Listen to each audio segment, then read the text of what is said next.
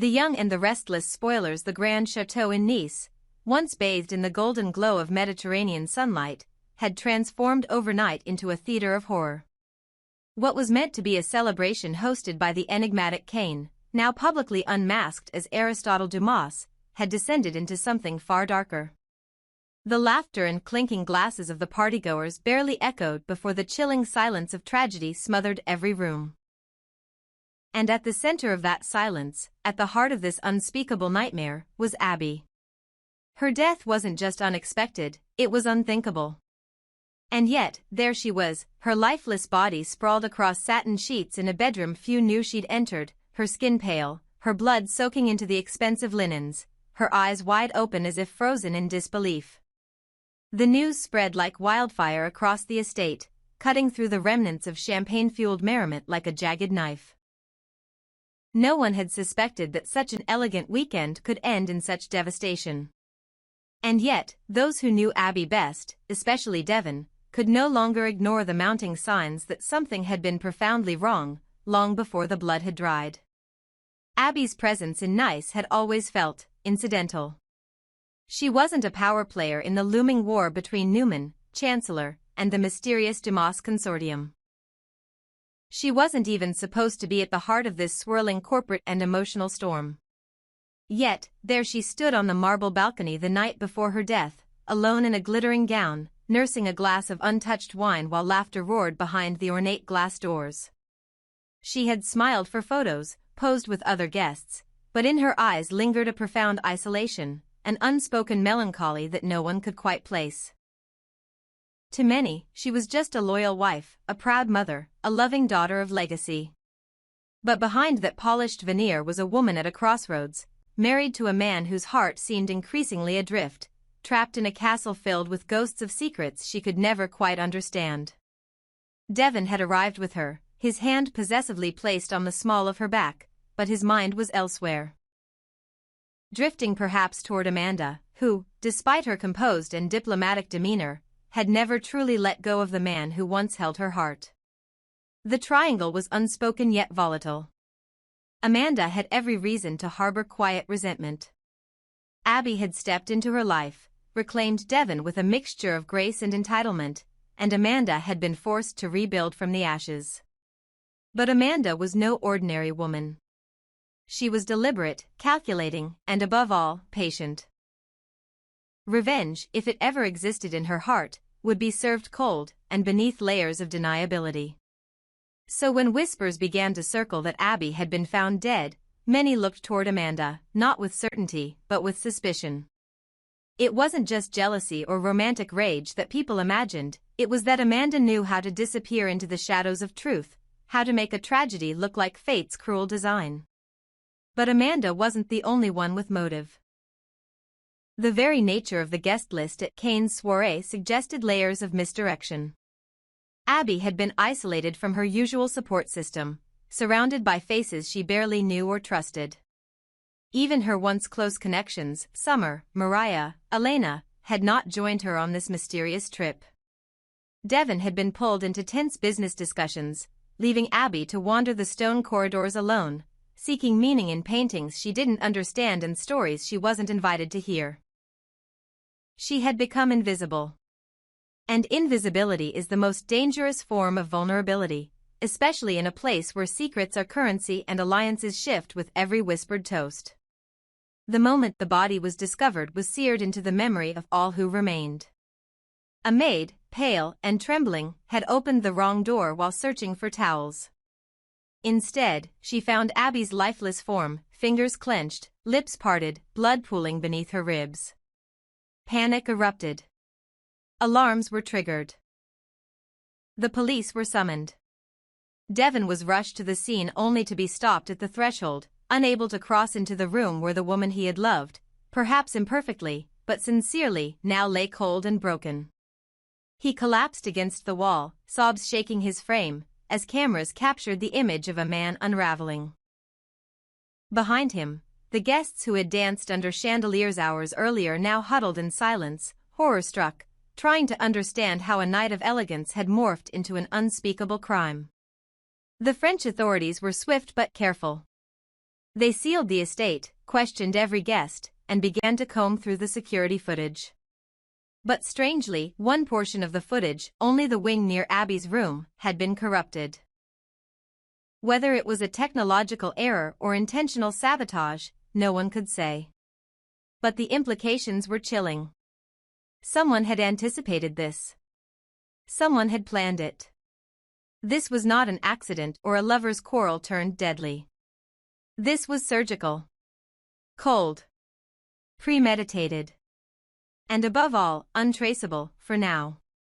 Questions swirled like storm clouds. Why Abby? She had no known enemies in the room. She wasn't part of the ongoing battle for control of Chancellor or Dumas. She had no blackmail leverage, no insider secrets, no threatening confessions. But sometimes innocence is the perfect target.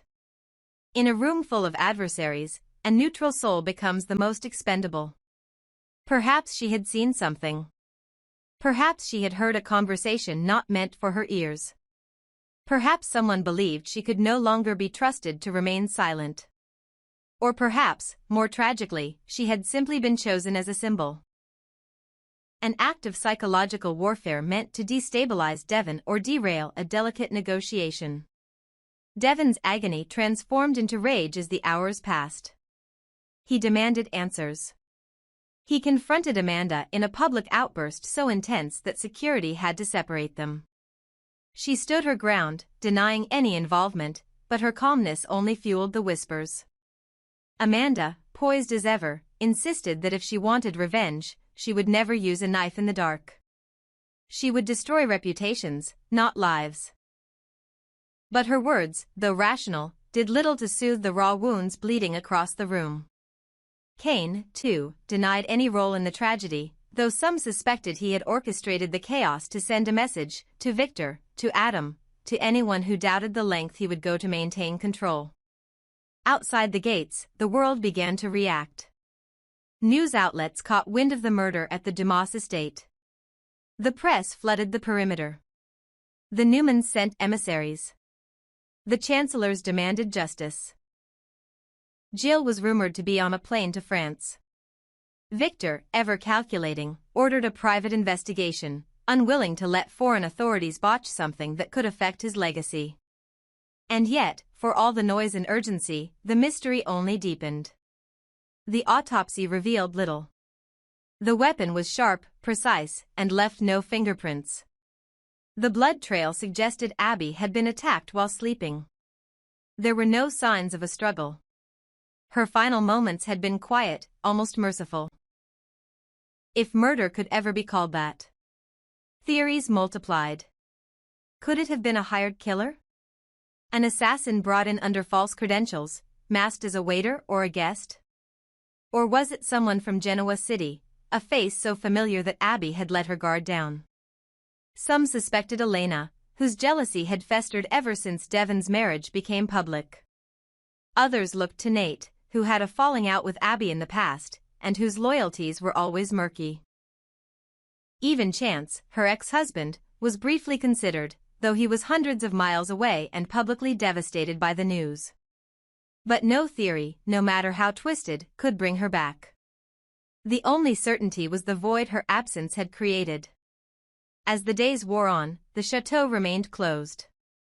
A temporary shrine was erected in Abby's honor, white roses, flickering candles, photos of her smiling in happier times. Devon sat there each morning, staring into the past, as if willing time to reverse. But no amount of grief could rewrite what had happened. The killer remained nameless.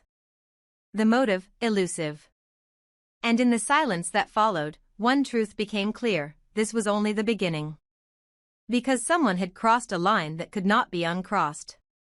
And vengeance, once awakened, does not sleep. Soon, questions would shift. Not just who killed Abby, but what was she about to expose? What secrets had she stumbled upon in Kane's villa? Who stood to gain from her death? And more disturbingly, who would be next? Because in Genoa City, tragedy is never isolated. It spreads like fire. And the flames had only just begun. Devon stood outside the sealed room, his fists clenched, his throat constricted by a grief too raw to name. The woman lying lifeless inside was not just his wife. She was the mother of his son, the center of his reconstructed world, and now she had been taken from him in a cruel, senseless act that tore a hole through the fabric of everything he had tried to build. Dominic, their child, would wake in the morning and ask where his mother had gone, and what answer could a father give to a child who could never fully grasp the horror of a knife in the night, of blood on white sheets, of innocence extinguished beneath chandeliers? There were no words. Only tears, streaming down Devon's face as his body trembled, consumed by anguish and rage. He had known pain before. He had buried people.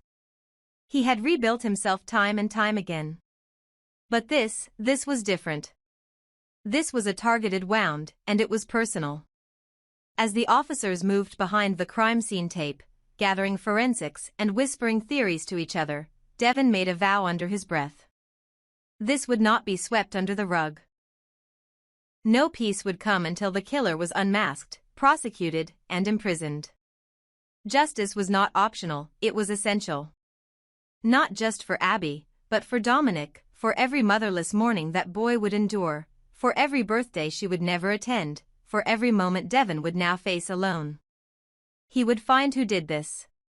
He would not sleep until he knew. And when he did, he would ensure the law, if not something more primal, would rain down like fire.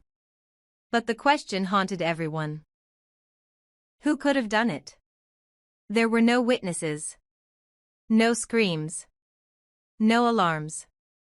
Only the shadowy memory of a figure in gloves holding a knife, teased in the chilling promotional footage that had aired just days earlier in Genoa City, a prophetic and eerie glimpse of violence to come. Was it coincidence, or had someone known what was coming all along?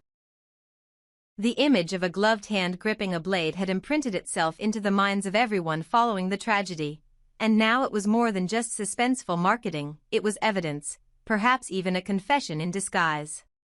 But who wore the gloves? Who entered that room? Amanda stood at the edge of the hallway, her face unreadable. She had spent much of the evening avoiding Abby, choosing instead to mingle, to smile politely, to charm her way through a storm of old ghosts. But she had seen the way Abby looked at her across the ballroom, wary, guarded, threatened. There had never been peace between them, no matter how many public smiles they traded. Amanda had loved Devon once, and part of her still did. Some even believed she had never truly let go. So when Abby entered her life and took everything Amanda once dreamed of, man, family, stability, it had felt like a silent theft. Amanda had built walls around that pain, but pain doesn't dissolve, it burrows. And buried emotion, in the right circumstances, can explode into something monstrous. Still, murder? That was a line even Amanda's enemies hesitated to cross. Yet, suspicions remained. She had the motive. She had the access. She had the brilliance to cover her tracks. Then there was Kane. The host. The architect of the event. The man with 1,000 masks and a past more twisted than anyone in the room. He had invited Abby. Why? She wasn't a power player in the Chancellor Dumas war. She wasn't a shareholder. She had no leverage. Unless Kane had intended her to be something else entirely, bait, a distraction, or worse, a symbol. Kane had reinvented himself after his years away from Genoa City, but power corrupts, and rumors swirled that Kane's return came with blood-stained ambitions. Was he capable of orchestrating such a precise and brutal act? Absolutely. But did he have a reason to target Abby? Not directly. Unless she had stumbled onto something. Perhaps she overheard a conversation. Perhaps she saw a document or an exchange not meant for her. In a mansion crawling with secrets, all it would take was one misstep, one moment of curiosity, and she could have sealed her fate without ever realizing it. The police searched every inch of the estate. They found smudged fingerprints, stray fibers, a few strands of hair, none of which yielded immediate answers. One glove was recovered from the laundry chute, the other missing. The knife had been cleaned, but trace blood remained. A half-burned note was found in a fireplace in a guest room, but the writing was illegible. Nothing definitive. Nothing that pointed clearly at a suspect. And yet the tension rose with each passing hour.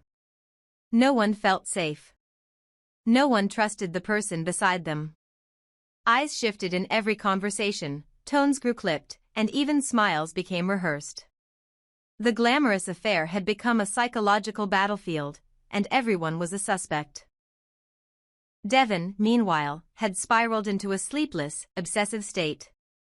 He reviewed footage with the investigators, demanded DNA tests, personally questioned guests, and even hired private security to trail Amanda. He wasn't accusing her outright, not yet, but he had to eliminate every possibility. Dominic's eyes haunted him. The boy looked too much like his mother. And every time Devon saw him, he was reminded of the woman he couldn't protect. His fury grew deeper, darker. He no longer cared about corporate negotiations or legacy projects. All that mattered now was vengeance. In a chilling twist, a housekeeper came forward 3 days after the murder with a strange confession. She claimed to have seen Abby hours before her death speaking with someone in a dark corridor. The man's face was shadowed, but he held something in his hand, a letter. She couldn't hear what was said, but the tone was hushed and urgent. The conversation ended abruptly, with Abby rushing away, visibly shaken. The woman didn't think much of it at the time. But now she believed that moment may have sealed Abby's fate. The description was vague, but it narrowed the timeline, and it introduced the idea that perhaps Abby wasn't a random target. Perhaps she had been lured, baited, or blackmailed. And maybe, just maybe, the killer had tried to stop her from revealing something catastrophic. A hidden message in Abby's phone added to the intrigue. A draft email addressed to Devon, never sent, sat in her outbox. It read simply, "I don't trust this place. There's something happening with Kane and the investors. Amanda's behavior has changed too. I'll explain everything when we get home. Just promise me, if anything happens, take care of Dominic. Don't let them near him." The timestamp on the message was hours before her death. And with it, everything changed. Abby knew. She suspected something. And she had been silenced before she could speak. Suddenly, Amanda and Kane were no longer just potential suspects, they were central to the mystery. Public speculation ran wild. In Genoa City, gossip flooded social media. Fans of the Newman family cried out for justice. Victor threatened international legal action. Jill called for Chancellor's assets in France to be frozen until the killer was caught. Lily and Nate flew to France to support Devon. Elena demanded answers. And Dominic, too young to grasp the storm, was placed under private guard, protected not just from the public eye, but from the dark truths that now orbited his mother's death. But even as the investigation deepened, more questions emerged. Who had corrupted the security footage? Why was the room unlocked that night? Who had access to the maid's keys? And why did the original guest list, printed weeks prior, not include Abby's name? Who added her? Who needed her there? All roads pointed to a conspiracy far larger than a single act of rage. Abby was not collateral damage. She was targeted. And someone in that house wanted to make sure she never returned to Genoa City. But the killer made one mistake, underestimating how far Devon would go. Because grief may break a man. But vengeance rebuilds him into something far more dangerous. And Devon was just getting started.